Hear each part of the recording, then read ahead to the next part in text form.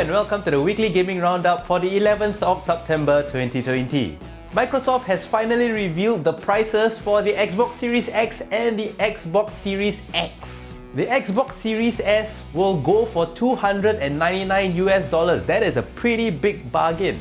So what the Series S promises to do is to output games at 1440p with at least 60 frames per second up to 120 frames per second. The console doesn't have any 4K capabilities whatsoever because I'm pretty sure not everybody has upgraded to a 4K monitor or a TV, but I guess the Series X is specifically for that target market. The console comes with 10GB of RAM but with a very measly 512GB of storage space. I don't know what's going on there, but I think there is speculation where, you know, all those Xbox Game Pass and all that kind of stuff. Once you download the game, you play the game, you probably will delete it off your hard drive anyway. So I think 512GB, it will probably not last you if you download and hog your games, but I think it's quite an okay space. I think all of us have been living with 500GB and then only recently all the consoles have upgraded to 1TB or more. So I guess the storage space shouldn't be a big issue. The Series S will also not include a disk drive. So if you are planning to get a Series S, all your previously bought Xbox games, you'll probably have no use for it. Go and sell it whatsoever. I think the Series S is meant to be a media console. You can download games to it, you can play everything off the console, and like I said, it is probably to complement the Xbox Game Pass, so you just download the games, play, and then you can delete it off your hard drive, and it still functions like a media center. On the other hand, the Xbox Series X will go on retail for $499 US. The Series X, of course, can play games at 4K up to 60 frames per second, and they tout it will also push games to 120 frames per second. We will see if that is achievable, but I don't doubt that it will not reach 120 frames per second, simply because if you've already taken a look at the upcoming graphics cards, they are 4K monsters, and AMD, who is the provider of the graphics cards in the PS5 and also the Xbox Series, they tout it to be as powerful as the 2080 Ti, which is also as powerful as the 3070.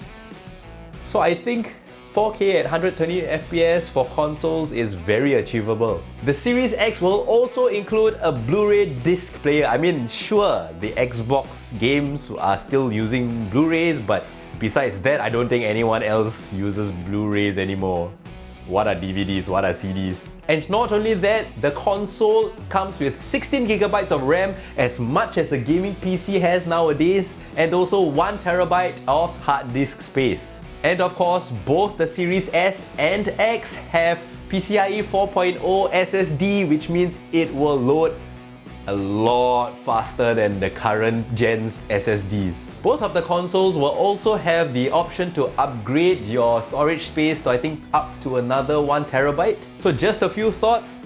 $299 US for the lower end Xbox, which I said has the capability to output 1440p at 120 FPS. I think it is a really big bargain. You are able to play games at that frame rates on a console. Win-win for everybody. Both the Xbox Series S and X will be launching on the 10th of November 2020. That's pretty damn soon. And speaking of AMD, and I know this is not a tech video, but it also technically relates to gaming, 28th of October, they are planning to announce their versions of the next gen GPUs. What that means is that if you are not desperate to get a new graphics card, just wait a little longer. Let's see what AMD has to offer, because like I said, AMD is the graphics card maker for the PS5 and also the Xbox. And if the Xbox and the PS5 can push 4K at 60 FPS or even up to 120 FPS, which means AMD definitely has a card that will rival something, at least the 3070 from Nvidia. And imagine if they release a card that rivals the 3070, which is $499 US, and they price it at $399 US, it's a win for all consumers. So like I said, just hold on if you're not desperate. I think the next gen leap for graphics cards and the consoles will be quite a generational leap because the real-time ray tracing technology will mature and it will give us a lot of better graphics on the PC. It is a good time to be a gamer. And here is some quick-fire news. EA Play will be added into the Xbox Game Pass for no extra cost. That means whatever game that EA has in their library will be added into the Game Pass that Xbox already has, which in turn also extends to the PC.